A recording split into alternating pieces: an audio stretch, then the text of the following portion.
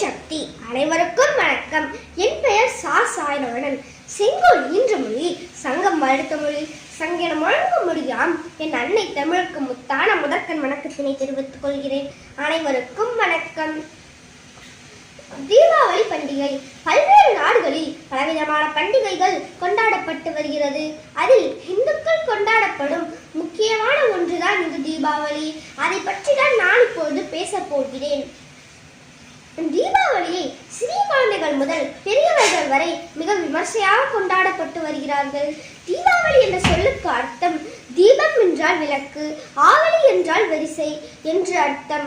அதாவது விளக்குகளை வரிசையாக ஏற்றி ஒளிநாள் கடவுளை வழிபடும் அந்த புண்ணிய நாளைத்தான் தீபாவளி என்கிறோம். புராணப்படி கிருஷ்ணர் நரகாசுரன் என்ற அசுரனை அவனது கொடுமைகள் தாங்காது அவனை கொன்று அழைக்கின்றார். அந்த நேரத்தில் நரகாசுரன் ஒரு வரம் கேட்டான். தீயவன் பல கொடுமைகள் புரிந்த தீயவன் நான் சாகும் இந்த நாளை மக்கள் மகிழ்ச்சியாக கொண்டாட வேண்டும் என்று வரமாக கேட்டான். தீயவன் ஒருவன் அவனது அழிவில் மகிழ்வுற்ற மக்கள் கொண்டாடிய கொண்டாட்டமே இன்றும் தீபாவளியாக கொண்டாடப்படுகிறது.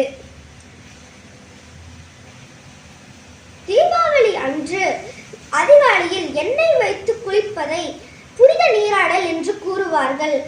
அதிகாலையில் எல்லா இடங்களிலும் தண்ணீரில் கங்கையும், எண்ணெயில் லட்சுமியும், அரப்பில் சரஸ்வதியும், குங்குமத்தில் கௌரியும், புதிய ஆடைகளில் மகாவிஷ்ணுவும் குடியிருப்பதாக கருதப்படுகிறது. பல பண்டிகைகள் வருடம் முழுவதும் வந்தாலும் தீபாவளி என்றாலே தனிச்சிறப்பு உண்டு. தீபாவளி அன்று ஏழை பணக்காரன் என்ற பாகுபாடு இல்லாமல் எல்லார் வீடுகளிலும் எண்ணெய் வைத்து குளித்து புதிய ஆடைகள் அணிந்து தீபம் ஏற்றி கொண்டாடுவது அவசியம். பிரிந்திருக்கின்ற பல குடும்பங்கள் தீபாவளி திருநாளன்று ஒன்று சேர்வார்கள். தீப விளக்குகளை இரவு முழுவதும் விடுவர். அந்த விளக்கை மாணிக்க தீபம் என்று கூறுவார்கள். இதன் மூலம் நமக்கு லக்ஷ்மியின் அருள் கிடைக்கும் என்பது நம்பிக்கை. இது வெறும் ஒரு பண்டிகை மட்டுமல்லாது வாழ்க்கை வளப்படுத்தும் ஒரு நிகழ்வாக கருதப்படுகிறது. நன்றி, வணக்கம்.